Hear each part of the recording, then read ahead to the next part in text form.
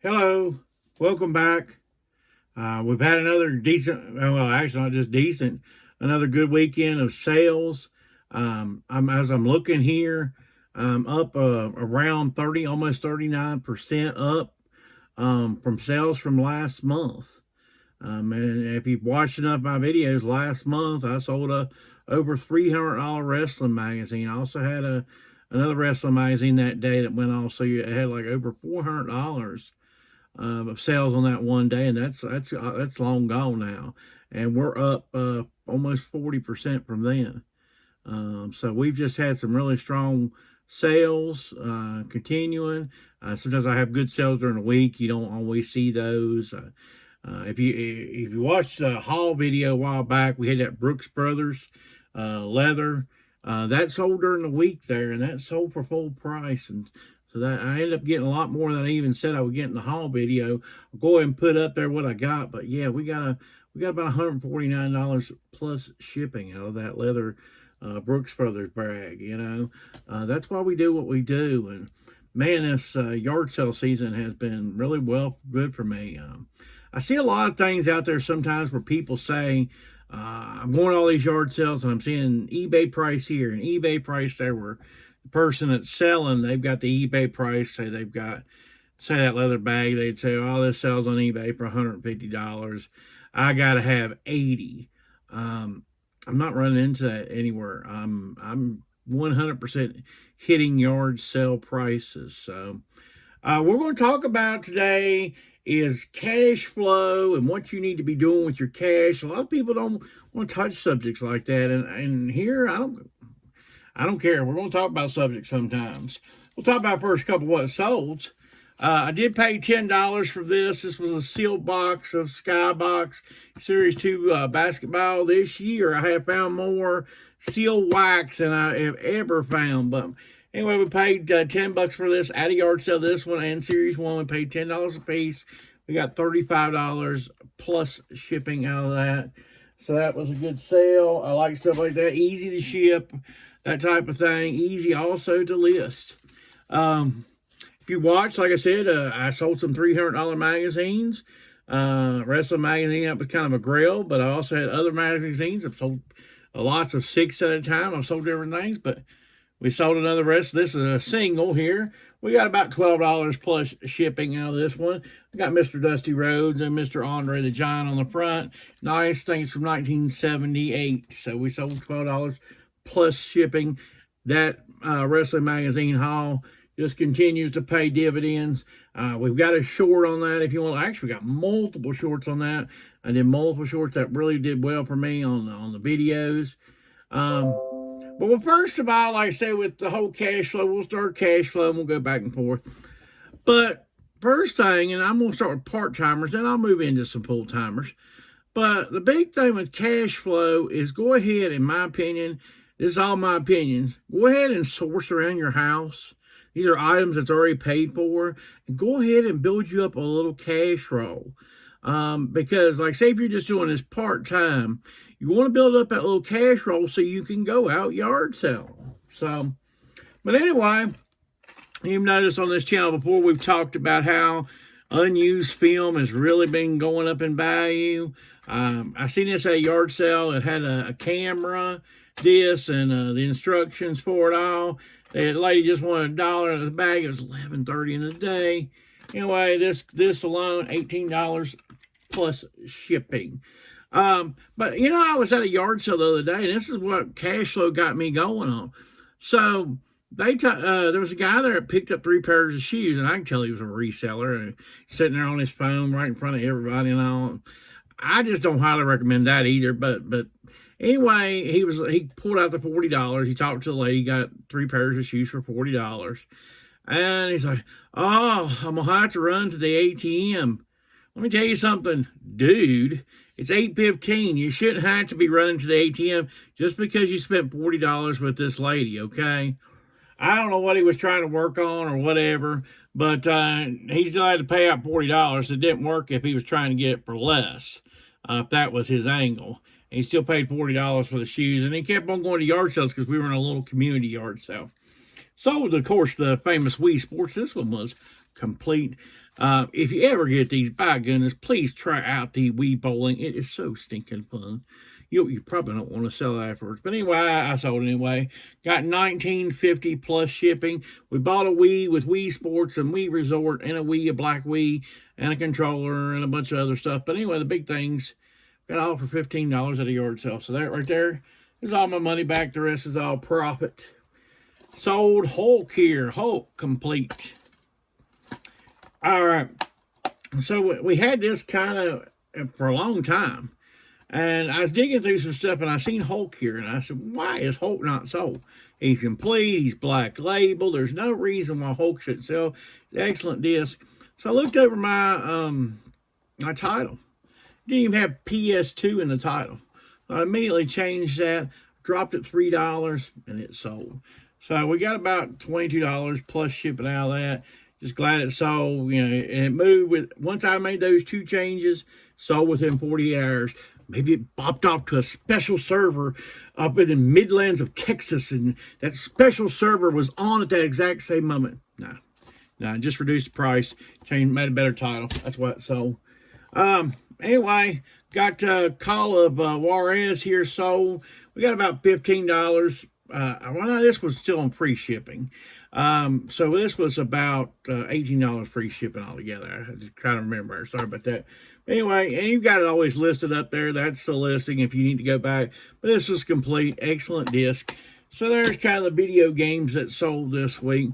But what I wanted to continue with on why cash flow is such an important thing is what you really need to do is treat, if you're part-time and you've already got a full-time job, is treat your eBay money, you separate them. Pile 1 and pile 2. Your work money still pays all your bills. Okay? Your work money pays for your bills, and your eBay money just sits there and collects for a special purchase or to build up for something else or to do, changes in your thing, buy a laptop, buy a Rolo or whatever printer you like. That's what the eBay money is there for. One time I was talking about, we were just working all kinds of overtime, and I said, man, this is killing me, and it's killing my eBay business. And the guy that was riding with me was like, oh, you'll have all this extra money for eBay. And I'm like, no, dude. That's not how this works. The eBay money stays in one pile, and the work money stays in another pile. Do not confuse the two. Now, I did have a situation last year. I kind of kept it off the videos, but I had some health problems, and sometimes I went in work, so I got a reduced amount of work. I still got money from work, but it was a reduced amount. So sometimes to cover a bill, I did take some money out of my eBay money to pay for a bill, and that's just, I think that's what something sometimes you got to do. If that's why you pile it up, is because if something comes happening, you can't. You got to have it. You got to have it piled up. And you might have a large purchase coming. That's why you can't spend it down. Do not spend your eBay. You do not. When you got a light bill coming, don't spend your eBay money on a light bill. Spend. Ugh. What I'm saying is pay your light bill. And don't be sourcing. You pay your light bill first. But we got something here kind of different for me selling. Although I do sell a few of these type things. Bought this kind towards more when the pandemic was on. Because by that time cookware was going. This is Wolfgang Puck. It's got a grill thing here. It's got the nice glass top. We got about $35 plus shipping. It's nice. It's chrome. It's shiny. It's Wolfgang Puck. Well, that was actually a Goodwill purchase. Interesting weekend of sales. A lot of older stuff kind of got out the door. We had a few newer things, but some old stuff got out the door. We're always glad to get rid of older stuff. Like these two shirts. All right, so we got these. These were like 50 cents a piece at a yard sale. They're C.E. Smith. We got about $20 free shipping out of them. As you can tell with the use of the words free shipping, that means it's a little bit older of a listing. Now, if I was to step into full-time reselling, here's a cash flow tip. Generally, uh, most good advisors advise you, if you're trying to build up your health, your financial stability, that you have at least 3 months of financial to pay all your bills. If you're going into reselling full time, I would at least do 6 months, at least 6 months, and that's including whatever your premium is for healthcare going to be.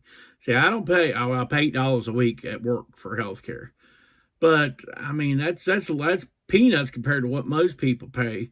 And that's what I've got through my employer. So I would save at least 6 months of all your expenses, and then that 6 months of expenses will also be 6 months of whatever that healthcare costs you. So if it costs you $800 a month, $4,800 right out the bat for your healthcare. So yeah, you're going to have to stick on cash.